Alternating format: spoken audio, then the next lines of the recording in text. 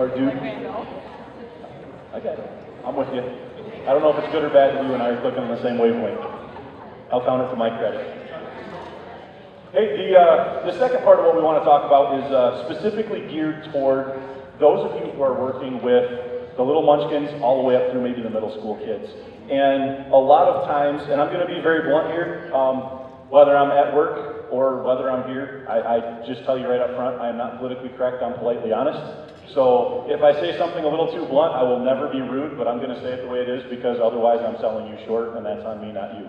So one thing that we talk about when we get into, maybe we could call it drawing lines, drawing physical boundaries. A lot of people come in, you might be new at working with youth, you might be new at working with the nursery, you might be new at the 2s and 3s, or maybe you've been in the high school youth group and you jump down and all of a sudden you got a bunch of 5-year-olds.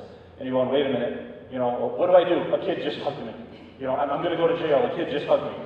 Okay? Not gonna be an issue. But we need to be very aware of where we do draw lines. Okay, and one thing I'll tell you, you might hear somebody say, well, what if I accidentally cross a line? And a lot of people will say, well, you can't accidentally cross a line. You can. If we don't talk about this, sometimes things happen that aren't blatant, but it's just a bad decision that doesn't maintain that look of being above reproach. I was actually talking with Amy Durfee earlier, and we were talking about situations, and we have kids that play sports, we know about sports issues, and you have that coach at a school that, you know, after a track practice, you know, some kid says, hey, my mom can't come give me a ride, I don't have a ride home. And the young new coach goes, oh, I'll give you a ride home, and throws 2 girls in his car and is driving them home and gets halfway home and goes, what am I doing? This doesn't look right. Their heart's in the right place. They're not doing anything wrong, but they never should have done that. And so that's the kind of thing we want to avoid. Do I think anybody in here is going to go out blatantly do something horrible? No, I don't, because I think you're godly people who are serving for the right reasons. But the reason we have the guidelines and the rules that we have is to protect you. We always want defensibility. Why should there never be a time in the nursery where it's a husband and a wife or a mom and a daughter or a mom and a son alone in the nursery? Because if somebody says something happened, when you talk about it, well, of course Liz said that happened. It's Josh they're asking about. Why do we require someone else to be in there? Because we can say, hey, you know what? It was Josh and Liz and Angie. Oh, okay, well, I didn't realize that. Why do we not have just maybe a couple of really young kids who care about God? There's some people in this crowd that are probably 6th, 7th, 8th grade. I don't know where the cutoff is. I love that you're serving. It's awesome. Why do we make sure there's an adult in the room with you? It's not because you're not doing a great job. Truth is, the adult's probably thanking God you're there because you have the energy to keep them all busy and play around with them. But it's so that we can say, hey, you know what? They don't have a lot of experience working with children, but that adult in there does, and they keep each other balanced out. Is it okay to have a kid who's in, you know, maybe a toddler room or 1st grade, sitting on that couch in there with you with 3 kids reading a book? Yeah, that is not a problem. Now, if you're working with 5th graders and you have a kid upstairs sitting on your lap and you're reading them a book, we laughed. That's ridiculous. But there's no line written down. You have to use your common sense and don't say, what's my heart in this issue? It's, what is the perception and how do I make sure that as a staff we're staying above reproach? We all know that there are some kids that want to come up and hug you all the time. You know what? It's okay to give somebody a hug. Best thing you can do is the old cop standby side hug. Kim's a master of it. I had to master it. People come running up to you and they want to give you a hug. Go from the side, hey, how you doing? It's tough, but you try to establish that. And one thing you can do as an adult is you can tell a young guy or young gal if something, hey, you know what? Let's not wrestle around right now. Let's not, you know, maybe, you know, let's do a handshake instead of a hug.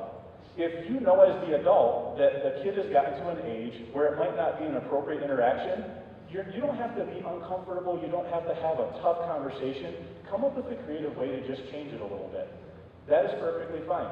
And for those of you kids that are in here, and I don't say kids like little kids, I mean young men and women that are in here serving, one thing that you need to help with, and you can actually lead the charge by helping the younger kids learn how to act, you may very well be in a nursery or in a young kid's classroom where you know the adult very well. And maybe your mom and dad are in their small group, and maybe it's normal for you to kind of punch each other a little bit and wrestle around or give a hug or whatever. On Sunday morning, here's what I want you to do. Picture yourself that I am not a 5th or 6th grader in a 5th or 6th grade role at my house with this family friend. I'm the grown-up in this room, and I need to make sure that I interact with the adult in here to show these young kids what the adults act like, and that will set the tone for them. Because there are some times where if you're a 5th, 6th, 7th, 8th grade person, whether you're a boy or a girl, if you're giving somebody a hug or you're kind of wrestling around with them, that may make the adult uncomfortable. And they may not know how to tell you, hey, we're both the grown-ups here, let's stay in that grown-up role, but I need you guys to help me with that. And you then in turn set the pace for the younger kids there. I hope that makes sense. As far as adults go, some people say, well, what would happen? What would happen if somebody did claim that there's something that went wrong? How do I defend myself? If you do what's right for what you know at the time, and you act with integrity and you act with character, you don't have to worry about it. Because I will tell you, the truth will take care of itself. Perfect example of that is people have asked, why do we have an injury form? We're a church. A kid's running in between classrooms, we've got them all in line, one kid decides he's going head first down the stairs and he bumps his head. Put the number up, the parent comes out, goes, he's had worse than that at home, throw some ice on it. Why do we write that down? Why do we get the parent's name down? Why do we document? We got the parent, asked if they wanted anything, they said they were okay, they were going to ice it when they got home. It's not because I don't trust you and I want it on paper. It's because 5 years from now, if that parent comes back and you and I aren't here, and they say, hey, 5 years ago my kid got hurt, he was shoved down the stairs by one of your staff members, the church did nothing about it, and now I want to sue you, and I want that person investigated for child abuse. Hold on, sir or ma'am. Let me see. Oh, you mean this date? Yeah, this time? Yeah. On this paper right here where you noted that it was just an accidental bump on the head and that you were perfectly fine with it, you'd ice it when you got home? Oh yeah. Thank you very much for coming in, but I believe your story now is different from what you signed then. We can protect you, we can defend you. You have nothing to worry about. If something were to happen, and I was asked to share this with you, if something were to happen where someone made an accusation against a member of this church who is serving in the capacity of a volunteer, I'll tell you right now, if there's a legitimate investigation or a complaint filed with law enforcement, we would do the absolute right thing. Because we know we have policies in place, we have people well trained that follow protocols, and if they want to interview you, I'm perfectly fine with that. If they want to interview me, I'm perfectly fine with that. If they want to do a forensic interview on a child, I'm perfectly fine with that. I've done hundreds of them myself. I know they work. I wrote the child fact-finding interview protocol for the state of Maine. I'm kind of familiar with it. A kid is not going to make something up and get you in trouble. So if something happens where the worst case scenario, that happened, I just got to tell you, trust the people that are in authority over you, and trust that the right thing will be done, and that the policies and protocols we have will keep you safe and will protect you. Steps to take if you think you see something that's inappropriate. The odds of any of this happening are slim and none, I'll tell you that right now. In the time that I've been at this church, which is going on, roughly about 7 years, I am not aware of any situation where it even got to the point where somebody said, hey, we need to really look at that and investigate that. But we prepare, and we give you knowledge to be alert to things so we don't have the issue in the future. What I would tell you, if you see something that you feel might be a little bit inappropriate, if you have a relationship with that person where not right then, but later on, where you can ask them about it, if you're comfortable with that, go ahead and ask them, hey, you know what, I noticed that 10th grader is sitting on your lap during book time. You know, we shouldn't be doing that. If you can do that, that's fine. You may be in a situation where you say, I'm not comfortable with something, but I'm also not comfortable going and telling that person. You can go to the person who's responsible for your ministry.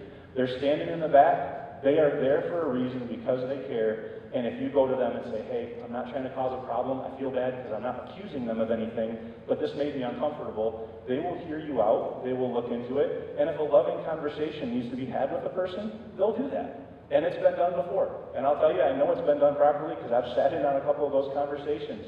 Some people's social cues just are not where they need to be, and we will find a place where they can serve where it fits their skills and abilities the best.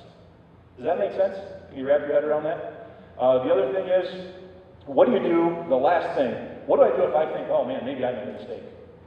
You know, maybe I did something. I don't know what it might be. Easy answer. Go straight to somebody and tell them right away. Tell them right then, tell them right there, tell them what happened. Hey, you know what, I was getting this baby out of the crib and I bumped her head on the side of the crib. I feel horrible about it, she was fine, but you know what, thank you. Thank you for letting us know. Did you let the parent know? Well, yeah, I did, but I feel bad. No problem, we got it. hey, you know what, on a youth trip or something, or we took the youth group and we ran them down to 7-Eleven, I took my small group and got them Slurpees, I didn't even think about asking parents for permission first. Okay, one, don't do that again. Secondly, thank you for telling me, we'll address it with the parents. You will be amazed how much grace people have with honest mistakes, and you would be amazed. I'm a statistics geek. Over the last 15, 20 years, I've been watching the statistics, why people stay at a church. You would be shocked. The two biggest things, when I come into a church, can I go to the bathroom and is it clean and do I have to touch anything to turn the water on and off and get a paper towel? And do I feel like I can leave my children here and they're safe? I would love to tell you that worldwide and nationwide, it's the theology of what's being preached. We got that covered. Our pastoral team is phenomenal. But you are a huge part of do I come back with my family? I think you do an awesome job. I want to just clearly say as I wrap up, none of what I said in the last 10 minutes has anything to do with any problems we've seen or any issues that have come up. It is preventive. It is because we love you and we want you aware so that you're policing yourselves. And if you see someone, now that we've had this talk, if you go up and say, hey, you know, when you do this, it comes across a little wrong. If you're on the receiving end of that, you know now with grace you can say, I didn't realize it came off that way. Thank you for telling me. And for you young people, hopefully you realize you set a huge example for these little kids in here. And if you act as the adult, along with your adult partners in ministry, you actually help the class go smoothly and you are serving God through both your example and through your service. So again, thank you very much. If you ever have questions for me, grab me on a Sunday. Nothing's off limits, and I'll be honest, if it's something I don't know, I'll find somebody that has the answer for you. Thank you again for everything that you guys do.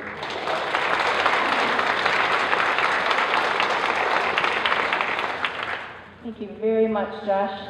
All that kind of stuff that you just heard is obviously when we're working with kids, a lot of kids, very necessary. I know my mind always goes to, building faith in kids and, helping them hide the Word of God in their hearts. But I feel like this kind of information kind of gives us a structure where we can, feel safe, the kids feel safe. That's huge. Like Josh just said, a big reason why people come and stay at churches. So just having that out there, that knowledge out there, it's second nature sometimes to, if you're a teacher, many of you are. Holly and Nancy and I have a lot of teaching experience. So again, second nature to us, but it's not second nature to everybody. So I'm glad that Josh came in and shared all that with you. So CRT 251, we're just following you.